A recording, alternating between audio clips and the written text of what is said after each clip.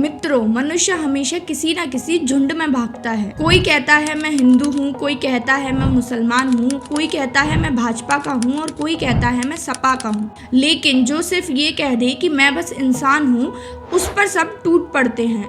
ये बड़ा अनोखा है कि झुंड में शामिल हो जाओ तो सुरक्षा है और अकेले खड़े रहो तो तुम सत्ता के सबसे बड़े दुश्मन हो। Hello everyone, I am Anjali and you are watching Seeking Fact, जहाँ जिस वीडियो में हम बात करने वाले हैं उस न्यूट्रल इंसान की जो ना किसी रिलीजन को सपोर्ट करता है ना किसी पॉलिटिकल पार्टी को सपोर्ट करता है। ऐसे व्यक्ति का इस सोसाइटी में जीना कितना मुश्किल है। तो दोस्तों, सत्ता को हमेशा भीड़ चाहिए। सत्ता अकेले आदमी से डरती है क्योंकि अकेला आदमी सोचता है और सोचने वाला आदमी सवाल भी करता है।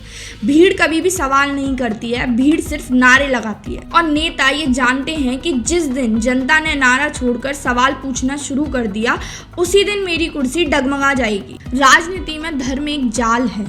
धर्म यहाँ आत्मा की यात्रा नहीं है, धर्म यहाँ वोट की यात्रा है। आज हम कहेंगे कि मुसलमान खतरे में है, योगी कहेंगे हिंदू खतरे में है, लेकिन असल में खतरे में ना हिंदू है ना मुसलमान है। खतरे में हमेशा वही व्यक्ति है जो कहता है कि ना मैं हिंदू हूँ ना मैं मुसलमान हूँ, मैं तो सिर्फ एक इंसान हूँ। उस आदमी के लिए कोई नेता नहीं बोलेगा क्योंकि उसे वोट बैंक में बदलना मुश्किल है, लेकिन उनके लिए नेता ज़रूर बोलेंगे जो ये बोल रहे हैं कि मैं मुसलमान हूँ और मैं हिंदू हूँ, क्योंकि वही उनके वोट बैंक है। जब दंगे होते हैं तो तलवार उठाने वाले भी बच जाते हैं, लाठी चलाने वाले भी बच जाते हैं, क्योंकि उनके पीछे भीड़ है। पर जो आदमी खिड़की से देख रहा था, जो घर में बैठा था, मौन था, पुलिस उसी को पकड़ लेती है, क्योंकि इस देश में मौन सबसे बड़ा अपराध है। क्योंकि मौन व्यक्ति सत्ता के खेल को पहचान लेता है और पहचानना ही विद्रोह की शुरुआत है। जनता भूल जाती है हर 5 साल बाद वही नाटक, वही नारे और वही आंसू।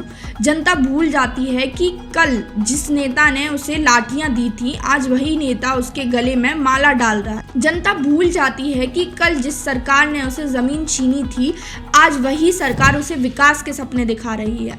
तो दोस्तों, ये भूलना ही सबसे बड़ा अत्याचार है। जो जनता याद रखती है उसे कोई सत्ता कभी गुलाम नहीं बना सकती है। तो यहाँ जो अनछुआ पहलू है वो ये है कि सत्ता सबसे ज्यादा कुचलती उस आदमी को है जो झुंड से बाहर खड़ा हो जाता है।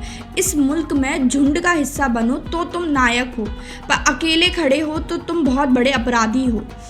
सवाल यहाँ ये नहीं है कि अत्याचार कौन कर रहा है, सवाल यहाँ ये है कि आप कब तक झुंड का हिस्सा बने रहोगे, कब तक सत्ता को अपनी सोच किराए पर दोगे। याद रखो दोस्तों, जो इंसान अकेले खड़ा होने की हिम्मत रखता है वही सच्चा धार्मिक है, बाकी सब भीड़ है और भीड़ कभी भी सत्य तक नहीं पहुंच सकती है। इस देश में या तो हिंदू बनो या मुसलमान बनो, या तो भाजपा के बनो या सपा के बनो या किसी और पार्टी के बनो। अगर तुमने ये कह दिया कि मैं सिर्फ इंसान हूँ तो समझ लो कि तुम सत्ता के सबसे बड़े दुश्मन हो। तो इसीलिए जागो, क्योंकि सत्ता का अगला शिकार वही होगा जो आज भी यही सोच रहा है कि मैं तटस्थ हूँ, मुझे कौन छेड़ेगा। If you find this video interesting, then please do like, share and subscribe to our channel Seeking Facts.